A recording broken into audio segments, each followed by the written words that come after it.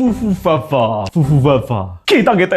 Setelah uji coba di awal tahun, akhirnya Steam Families rilis. Ini upgrade pengganti Steam Family Sharing dan Family View yang sebelumnya dipisahin, sekarang digabung jadi satu di fitur Steam Families. Di fitur ini kita bisa nambahin dan ngundang 5 anggota lain buat masuk ke dalam grup keluarga. Nantinya anggota family bisa saling minjem game di satu library. Jadi misalnya si A punya game God of War, si B punya Spider-Man. Iya, jadi bisa sama-sama main God of War dan Spider-Man. Tapi mainnya nggak bisa tabrakan. A lagi main God of War, ya B nggak bisa main God of War di waktu yang sama. Syarat buat bikin grup Steam Family ini juga gampang. Cukup ada di satu negara yang sama, nggak perlu di satu atap atau jadi keluarga beneran. Semuanya tetap bisa. Steam Family ini juga punya penyimpanan file beda-beda buat tiap anggotanya. Jadi lo nggak usah takut progres, file, atau mod Steam di game kita bakal hilang atau ketimpa sama anggota lainnya. Di fitur baru ini juga ada sistem adult and child, jadi bakal ngasih kendali buat orang dewasa ngeliat, ngasih batasan ke anak buat akses game, toko Steam, komunitas, obrolan, sampai batasin waktu main. Dan tentunya Steam Families ini juga bakal ada di Steam Deck. Buat dapetin fitur ini cukup update aja klien Steamnya. Di sisi lain sayangnya belum semua game dukung fitur ini. Kalau gue pikirin jadi kaum mendang-mending sih, sistem baru ini lumayan, bisa patungan game satu kali. Tapi buat game nextnya belum tentu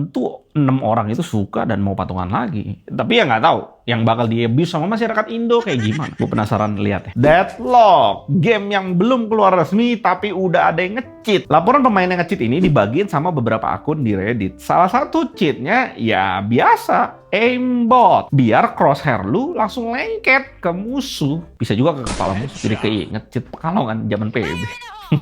Nanggepin ini, Valve langsung cepet-cepet buat bikin software anti-cheat. Dan sekalian, Valve juga bakal ngebatasin gamers buat ngegunain keybind. Yang ditakutin dimanfaatin juga sama gamer buat fitur snap tap ya, yang dipakai banyak di CS2. Buat sementara ini, tim Valve masih ngandelin pemain yang ikut mainin demo buat ngelaporin cheat lewat server Discord-nya. Kalau nemu ada yang nge-cheat, berarti kayak konsep manual ya. Penasaran gue apakah game bakal meledak ya? Soalnya tembak-tembakan di sini third person gitu, bukan first person. Soalnya kalau di mode ini lu bisa ngintip pas lu nembok. Tapi ya tentu sih kalau di belakang game ini ada Gaben, ya gue cukup yakin setidaknya gamenya nggak cuma 2 minggu lah kayak concret. Meta ngaku kalau mereka ngambil foto dan post user di Australia dari tahun 2007 buat ngelatih AI. Buset, 14 tahun data dipakai. Ini ketahuan dari penyelidikan tanggal 10 September 2024 kemarin. Pas itu Direktur Privacy Global Meta, Melinda Klaibauch, ditanyain masalah usaha Meta di bidang AI, khususnya masalah privacy user. Awalnya Melinda ini nggak ngaku ke Senator Tony Sheldon soal akses Meta ke postingan lama user di Australia. Tapi pas Senator David ngasih bukti kalau Meta ngumpulin postingan dari foto sampai teks FB dan IG sejak tahun 2007, akhirnya Melinda ngaku kalau post dan kiriman foto user di Australia yang terdaftar di atas umur 18 tahun diambil dan dipakai buat pengembangan large language model LLM. Di sisi lain di blog ya Meta juga udah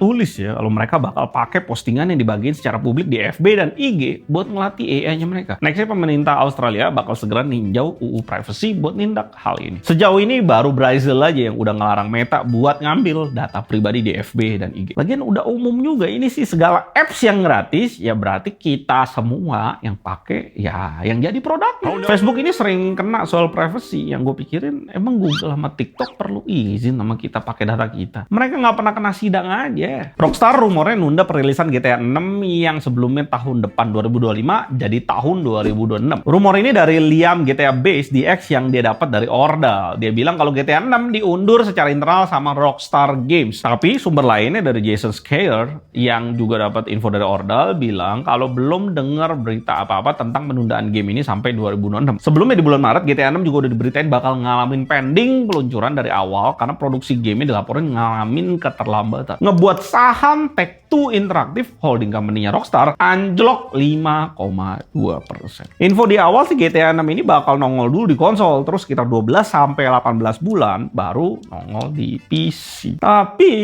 kalau sahamnya anjlok terus sih mungkin ya ini bisa maksa Rockstar buat rilis barengan tuh konsol bareng PC langsung. Dan yang beli PS5 Pro nangis ini mah. OpenAI resmi rilis ChatGPT O1 preview yang katanya jadi model AI pertama OpenAI yang punya kemampuan berpikir secara kompleks kompleks. O1 ini dilatih buat ngejawab pertanyaan yang lebih rumit di science, coding, dan matematika. Kalau lu ngikutin rumornya, si O1 ini yang kemarin dibilang Project Strawberry. Kenapa strawberry sih? Aneh banget. OpenAI jelasin, beda sama ChatGPT biasa yang dikasih pertanyaan tuh langsung jawab. O1 ini bakal mikir dulu beberapa saat sebelum ngasih jawaban. Ya konsepnya kayak manusia. Ini karena O1 dilatih buat belajar nyempurnain proses berpikir, nyoba beberapa strategi, dan ngenalin masalah yang dikasih. Dari benchmark yang dilakuin OpenAI antara O1 dan ChatGPT 4o, hasilnya O1 ini diklaim bisa mikirin hal rumit kayak mahasiswa PhD mulai dari fisika, kimia, dan biologi. Walaupun bisa ngerjain soal-soal yang rumit, O1 tuh nggak kayak ChatGPT 4o yang bisa ngasih pengetahuan terkini tentang apa yang terjadi di dunia. Dia juga nggak bisa searching web atau prosesin berkas dan gambar. Sekarang O1 Preview udah bisa diakses sama pengguna ChatGPT Plus, Steam, Enterprise, dan Edu. Gua habis nyobain sih agak bingung aja kenapa sih O1 ini dibikin. Buat gua masih ngebantu 4o biasa ya kalau sehari-hari. Tapi nggak tahu, mungkin lo pada ada yang ngerti. Dan harusnya lu pada udah bisa update iPhone lu ke iOS 18. Akhirnya Apple ngasih user kebebasan buat ngatur tampilan HP-nya sesuka hati. Custom home, lock screen, control center, action button, dan seterusnya. Selain custom sana sini, di iOS 18 juga ada upgrade di iMessage yang ngedukung sekarang buat jadwalin message kapan mau dikirim dan ngasih reaction pakai tapback. Di Indo kayaknya iMessage dibantai habis dah WhatsApp. Apa lu pada pakai iMessage? Komen di bawah. Apple juga kenalin fitur ngerekam pas nelpon. Nantinya kalau kita nyalain fitur ini, pas kita nelpon atau nerima telepon, obrolannya bakal